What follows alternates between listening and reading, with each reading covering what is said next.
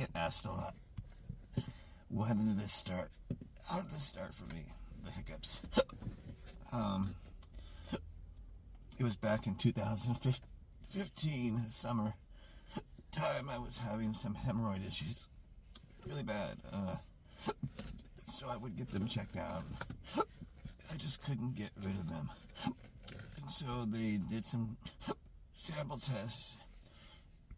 And one of the samples was questionable whether it was cancerous. And so I was referred to the doctor that actually did the surgery on me. And she didn't do any new tests, but every appointment pre-surgery, she was always late. And it wasn't like just a little bit late to my appointment. It was hours late. At one point, they even gave us free passes for a bus or something. I don't know what they did, but it was ridiculous how tardy this woman was, which then made me be concerned about her quality of work. Because she was referred by my primary, who I consider to be my primary physician, I trusted it. And when I went in for surgery, they were going to deal with some of the head, but also she was going to take a closer look inside and see if I had anal cancer. So I had,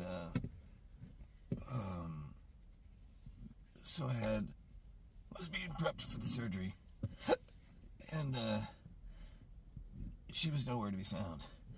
So they're on the phone trying to see where the doctor is while they're getting me prepped to go into the surgery room, which means they've already put some stuff in the IV to begin the descent. And they're wheeling me in.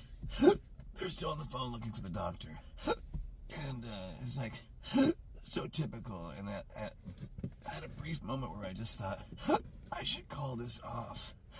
I shouldn't go through with this. And I wish that I had followed through with that instinct. But I didn't. And the room was just crazy. I mean, they didn't even have the armrest ready when I'm laying forward. And my rump is in the air. And so I'm asking, where do I put my arms? And the guy runs over. And he clicks on the right armrest first, as they're sterilizing my penis. And it was cold and I could feel it. And as he was running around to do the left arm rest, I was out. Now, I don't know how my neck position was or anything, but I woke up and I had hiccups. And they'll brush it off as anesthesia. You know, just, oh, this is because of anesthesia. People get this all the time, it'll wear up. And so, of course, you don't think anything of it because they've already told you not to worry about it. It's common. And I just continued to not only have hiccups, but I was having severe choking spasms where my esophagus would lock up and not allow me to get oxygen in, but I could squeal out what little oxygen I had. And it just hangs on for like a really long time, and you think you're going to die. All these years later, I still freak out when I get choking spasms, and I really think I'm gonna die. So you're kind of just being choked to death all the time. Anyway, I work in surgery. I work in a very aggressive position where I'm lifting heavy trays and getting a lot of materials for surgery. So it's a very physical kind of job, and the these spasms, these choking spasms were hitting all the time, and the hiccups. And it was really hard to focus. And at one point, I couldn't make it to the restroom. Defecated my scrubs. That's when I knew I was in trouble. But I worked like this for 10 months under this condition. And it wasn't until the staff who were worried about me and saw that I was looking very stressed and not getting a lot of rest, called the charge nurse's attention to my case, and I noticed she was kind of shadowing me, but doing it not in a very distinct. She was pretty obvious, but she was listening to what was happening, because the concerns were pretty aggressive. And then she just kind of took me at that moment and said, "I'm sorry, Kevin, we have to put you on a temporary disability until you can get this looked at deeper than what you've been doing." And I'd already missed days of work, just trying different treatments and whatnot. So I'd already been working on, but still going to work. And then that's when it was September. So my surgery was December 9th, 2015. And I was removed from my position at work, I think September 22nd, 2016. And I've not been able to return. It's now 2025. They all knew that this is a difficult situation and that I probably would not be returning. But nobody wanted to say it, except for one nurse. Who just knew, and she's kind of one of those that just kind of blurts the truth out, whether it hurts or not. But she's the one I listen to because I trust people like that. So I went out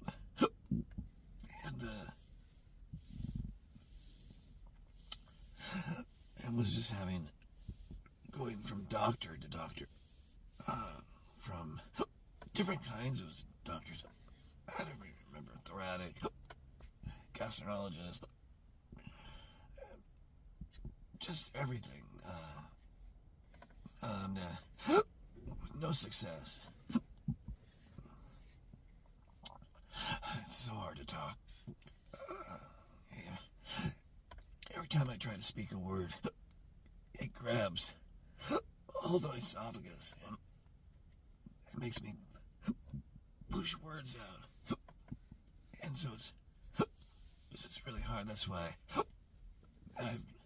it's really made social living non-existent. I cannot be around people and engage in conversation. It's very difficult. It's hard on me. It's hard on me right now, just trying to speak to you, to tell you the story. I have a little ways to go, and I'm like, I could do this. I was actually going to do this earlier when I wasn't hiccuping, to be able to tell the story. But true to fashion, the hiccups are going to come every day now. When at that time, they were only 2 or 3 days a week. And then I'd have days off.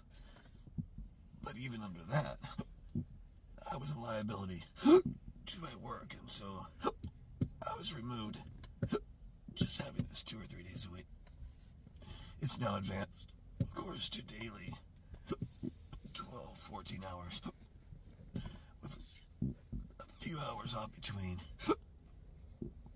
If I'm lucky, maybe 6 or 8 before it begins again.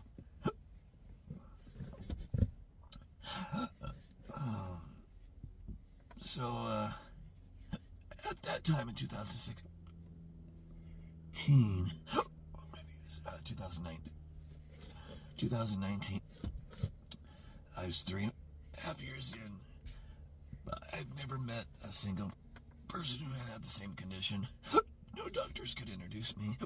I felt like I was the only one, but I knew there's no way I could be the only one with this condition. And so I sought out to find people. And some friends were visiting from Arizona. And they quickly came to me and said, "We found somebody that has this condition. He doesn't want to talk because he had it for 8 years and finally found his resolution. But in those 8 years with the kids and a wife, they'd become homeless, lived in their car. So he didn't want to relive any of it. But he was willing to at least tell me who his physician was, what surgery he had, and then and I respected that. I was just happy to meet one person who had this condition, just so I know that I'm not crazy, that it really exists, and it's really happening. Because until then, I didn't know any. I had searched. There was some documented, but not much. So it was pretty rare and difficult to find people. At the same time, there was a TV show going on called Chasing the Cure, a new doctor series where they take conditions like myself, rare conditions where doctors can't find a resolution, and the show takes it on. And between the audience and the doctors, they try to find your cure.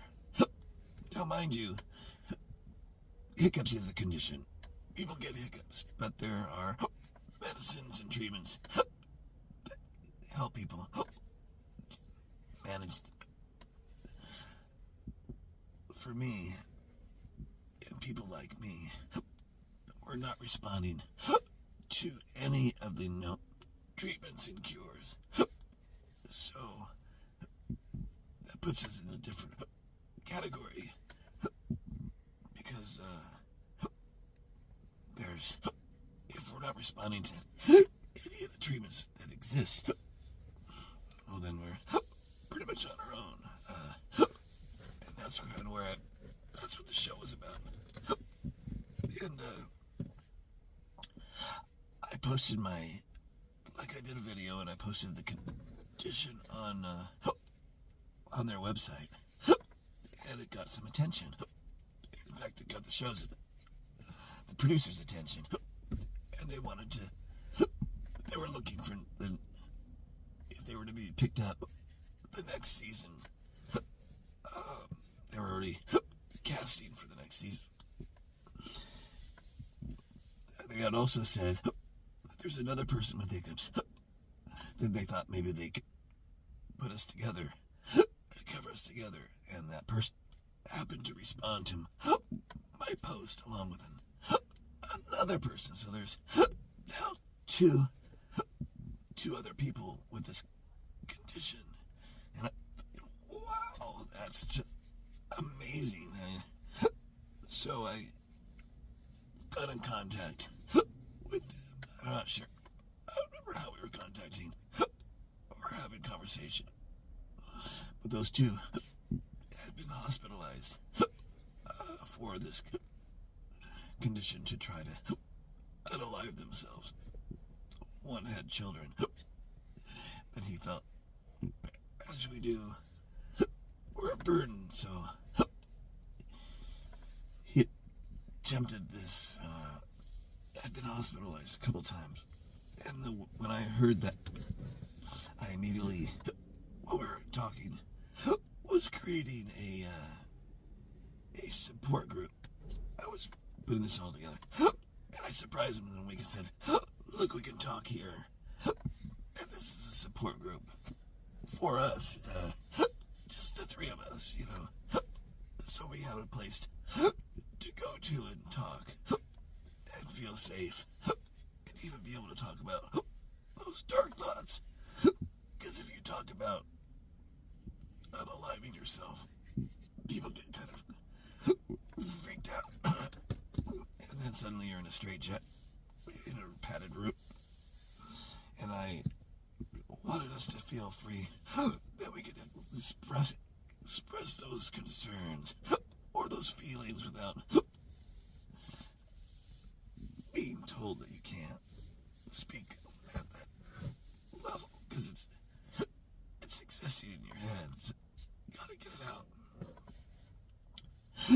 And so the show didn't get picked up, unfortunately. I was really looking forward to that experience, but this was like 2008, August 22nd, I think was when I posted the support group online, and the show didn't get picked up, so we were on our own, and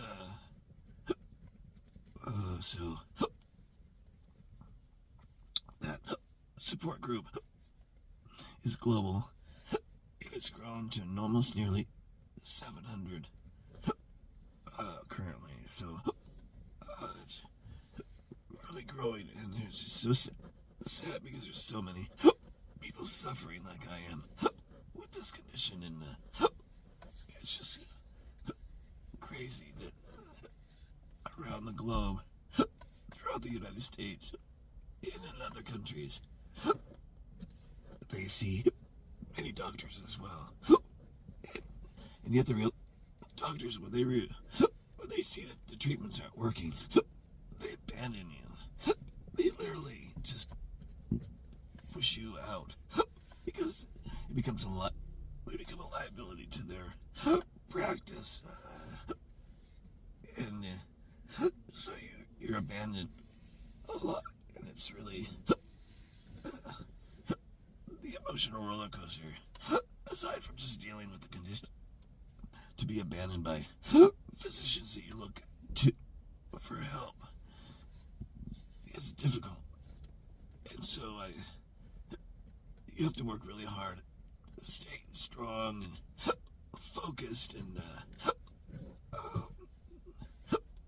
that's kind of where the group comes in. We all share what we've tried, because just because it didn't work for you, it might be beneficial to another, because everybody's different and responds differently. So we always encourage just to share what you've tried, and it might work for somebody else. And so that group is very strong, and I'm really, really proud of that. At the same time, because the show hadn't not been picked up yet, so there was hope. I had to have a YouTube channel for I forget why, but and I thought, okay, I'll have a YouTube channel, I'll film this condition, wanting to prove that it's happening, to make it easier for doctors that are maybe not, that I get to over the phone, can see through my videos the condition. So it became more of a personal journal for easy access. That was growing as well. First, people, there's quite a fetish about hiccups and burping, and I do get burps and stuff. So, and first, I was quite offended that there was such a lust for watching this very painful experience. But over the course of time, I realized I've embraced them, and now they're telling me that it makes it hard for them because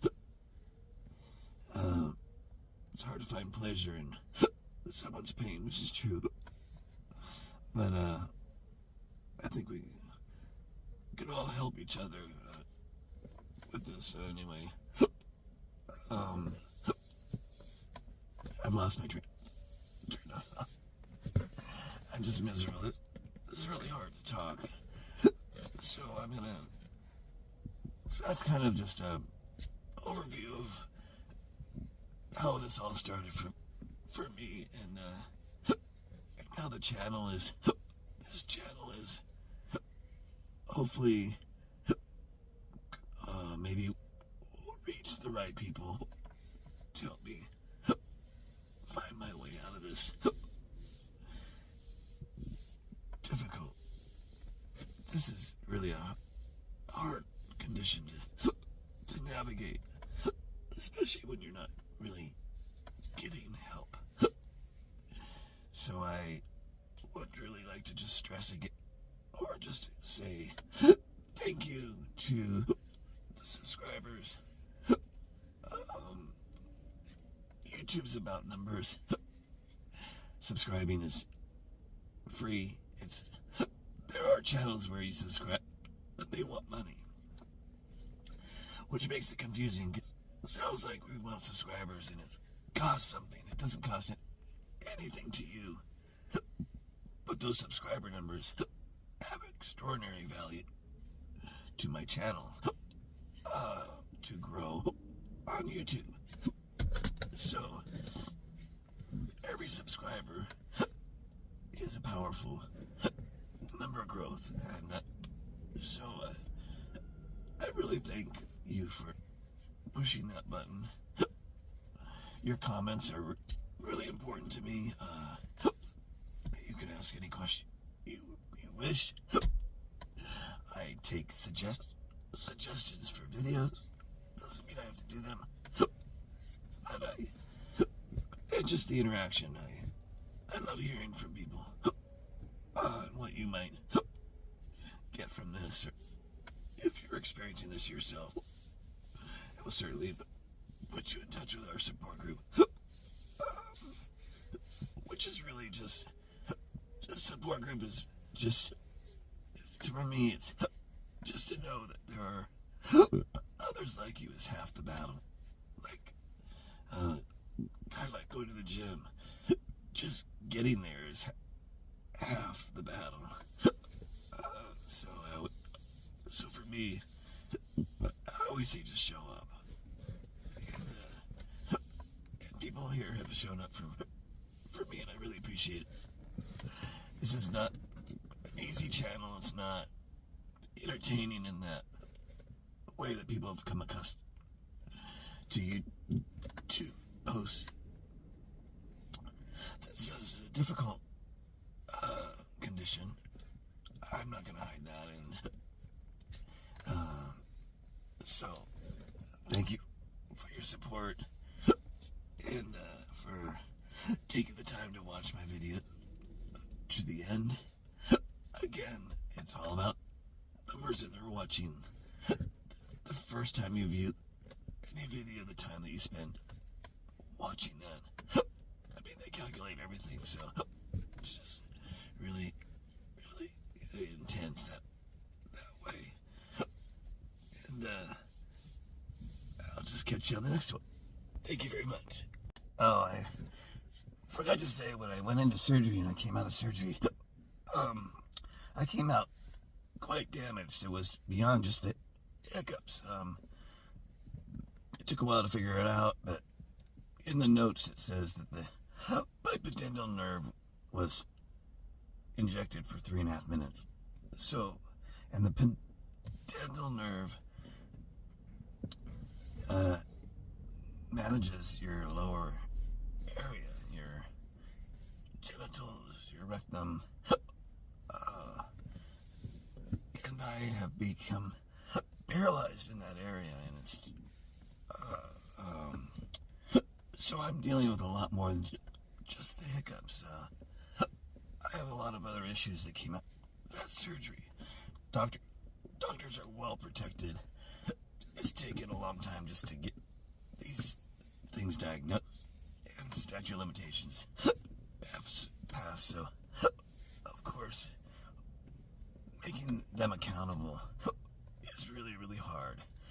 I sought that out briefly and just saw that it just was difficult. But I have more issues than just the hiccups from that surgery. She made a lot of mistakes, and so I just wanted to add that to this.